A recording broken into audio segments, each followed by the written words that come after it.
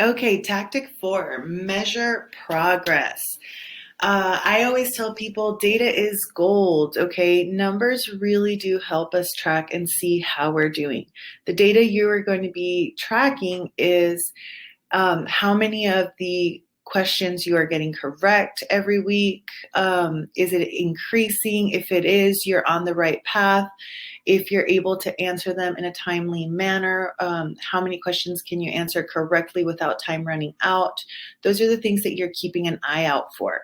So that brings me to the idea that number one, you have to test regularly. I like doing every week. So normally if I am making sure that my students are, we're working on something, say Monday through Friday, then I ask them, hey, Friday afterwards or Saturday, if you have a time, give yourself some time to retest, right? And take a look at the test answers so that you can monitor and adjust accordingly to next week. Let's say that you had a plan. Okay, do you remember our linguist from task 1? Let's say that she was making a lot of progress in assembling objects. So maybe she doesn't need to work on that 2-3 times a week anymore. She really needs to focus on the word knowledge mainly now. She's been able to bring this one up. So she can adjust that study plan to include more word knowledge in it.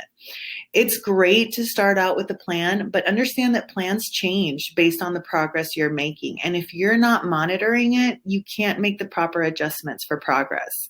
Okay. Number 2 is look for gaps and patterns. So what do I mean by this? Let's say that you're doing the arithmetic reasoning section and you notice that every time they have one of those questions that's like train A leaves the station at this time at this speed and train B leaves this station at this time and this speed, you realize that every time one of these questions comes up, you get confused, you don't get it right, okay? Or you find yourself guessing, even if you've guessed correctly a few times, because you have to be honest with yourself, right? So at the end of the day, what you want to do is find out what skill this is testing and make sure that you take a note that this is a challenging skill for you.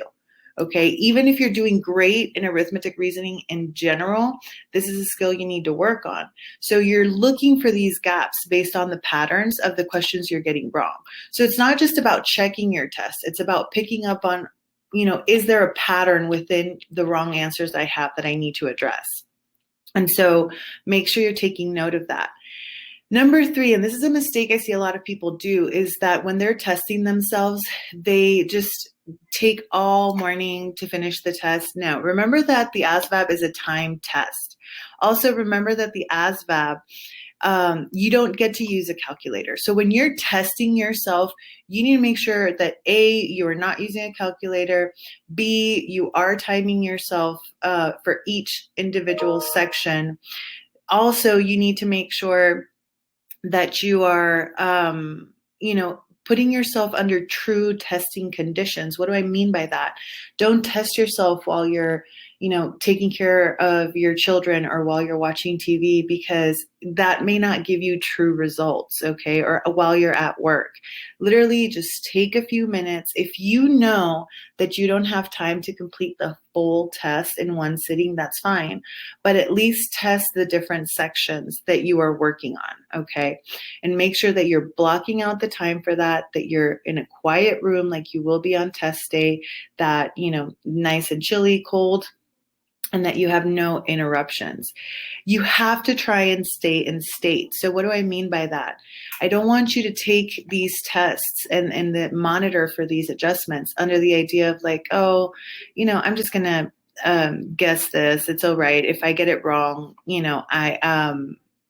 I'll fix it next week. I'll study it more next week. It's good to practice your test skills and make educated guesses if you're in that position. But I want you to take the test as if this were the real test every time. Stay in state, stay pumped up, because you are going to have a hard time on test day getting in state if you haven't trained yourself for it. In case you haven't noticed, I've been using the word train a lot. Okay, this isn't just studying for the ASVAB. It is mentally training yourself for joining the armed forces. Okay, this is different than any other test because you are in training the moment you decide to start taking this test. So that is the way that I want you guys to kind of address it. Make sure that you're taking notes, that you're addressing it. If you have any questions, you can always feel free to reach out. I'd be glad to give you feedback. So go ahead and get it done.